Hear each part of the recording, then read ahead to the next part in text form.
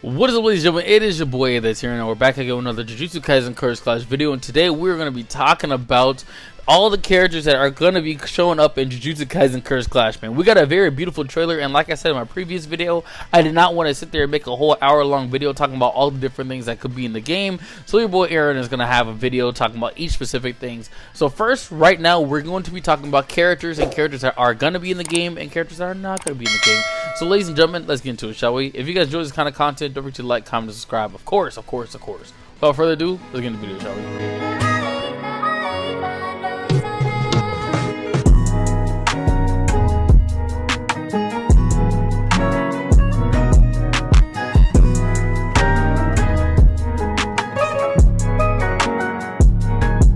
So ladies and gentlemen, in my previous video, I talked about how we had confirmations that the game is going to be covering JuJutsu Kaisen 0, and it's going to be covering the premature, it's going to cover premature death and hidden inventory. If you guys did not know, in JJK Curse Clash, they are, the way they describe the story and what's going to be covered is they go by chapter titles and manga titles, chapter titles, manga titles, episode titles, so on and so forth. So in the story, it says the story is going to be covering all of season 1 plus JJK 0. And if you pre-order the game and get the DLC on standby, it's gonna cover the hidden inventory and it's gonna cover premature death, right? So basically that first part of season 2. And then it kind of sparked up questions on what characters that we are gonna get in the game and what characters are gonna be confirmed for the game, basically, right? So let's talk about the characters one by one so we can understand what we got going on, right? But before we get into the roster, let's talk about what we have currently before we talk about what we might get, okay? Okay. So the characters that we already have confirmed in the game is Itadori, Megumi, Nobata,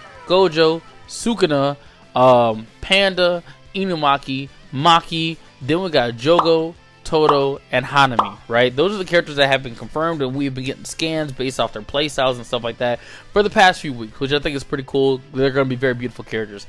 Currently, that is 11 confirmed characters for the game, and they say in their description of the game on Bandai Namco website that it's going to have over 15 characters in the game, right? So we're easily missing, like, let's give it a rough ballpark estimate. We have roughly 5 characters that are missing from the roster, right? Because think about it, why would they say over 15 if they don't mean over 15? But I'm gonna just say 16. But if we look at the trailer that just recently dropped, we got to see characters that have not been officially confirmed yet, and we get to see their playstyles, their game models, and so on and so forth. But ladies and gentlemen, let's talk about who these characters are. So it looks like the characters that have showed up in the trailer that have not been officially confirmed is Nanami, Mahito, the Cursed Finger Bearer, one of the Bridge Brothers, and the other Bridge Brothers, which I think is pretty cool. So that's so far 5 characters that I was talking about, right? I don't know the Bridge Brothers' name. You know, the one who didn't want to show, he didn't want his back to be seen. That's what I'm talking about, right? So that's already 5 characters right there.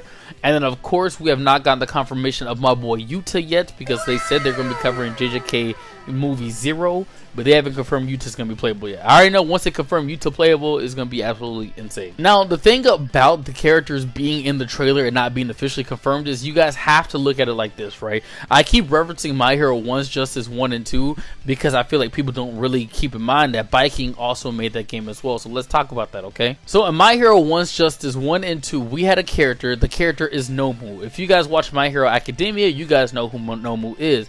Now, the thing about Nomu is in the game, Nomu had combos, he had armor moves, he had red moves, he had normal attacks, he even had a special, but he did not have an ultimate. Now, in anime games, typically whenever it comes to characters, sometimes they don't even have like complete movesets made for the characters.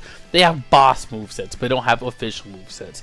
In Demon Slayer The Hinokami Chronicles, for the longest we had Rui and Akaza in the base game as boss characters, but we never had them as playable characters until much later when they came out as free DLC. So I want you guys to keep that with a grain, grain of salt. You know what I'm saying? Now, I do think that the characters that we are for sure gonna get is Nanami, Mahito, and more than likely we're gonna get Yuta, right? Now, the only characters that I'm not sure that is gonna be playable will be the Cursed Finger Bearer. I don't think that character is going to be playable. He looks like he's probably going to be like how Nomu was. And then the Bridge Brothers, they look like they're going to be boss-like characters. I don't really see them being like full-fledged characters. But even if you take away the two of the brothers and the Cursed Fingers, that gives us 3 characters on top of our already 11. So that puts us at 14, right? And so I don't know who else they would add in the roster. But if they're already covered in season 1, they're more than likely going to include you know, some of the other students from Kyoto, basically.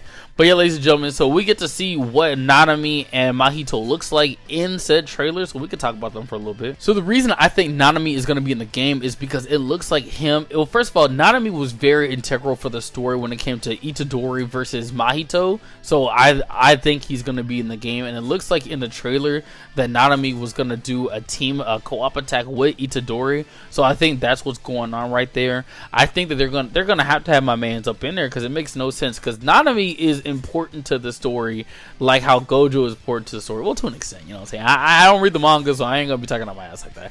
But Nanami is important, and on top of that, if you add Nanami, maybe Nanami and Gojo could be able to have their own team attack, as like, you know, Itadori and Nanami have their own team attack, which is really just them jumping somebody, you know what I'm saying? But yeah, but overall, I do think we're gonna get Nanami in the game, because that's gonna be absolutely sick, you know what I'm saying? Now, I think we're gonna get Mahito as a playable character, because we've seen his model, and it looked like we saw a little bit of his awakening attack in the gameplay trailer as well.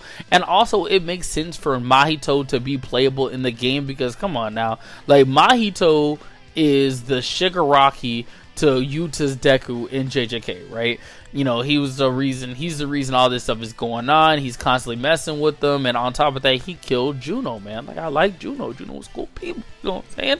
I like Juno. And so it makes the most sense for Mahito to be in the game, and what makes sense for them to not have Mahito, because unlike Geto in season 1, Mahito actually fought a lot, and we got to see a lot of his combat style, and we got to see what they could do with him, especially since they low-key confirmed domain expansions in the game already.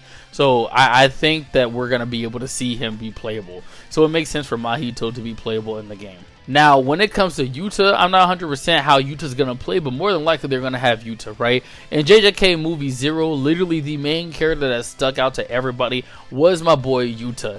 Yuta was different, Yuta was unique, and he was the central focus of the movie, so it would make sense for them to have a whole section of the story focused on Yuta, for them not to make Yuta playable. Does that make sense to everybody else? Because I'm making sure I'm not tripping. But it makes the most sense for Yuta to be playable, because why wouldn't Yuta be playable?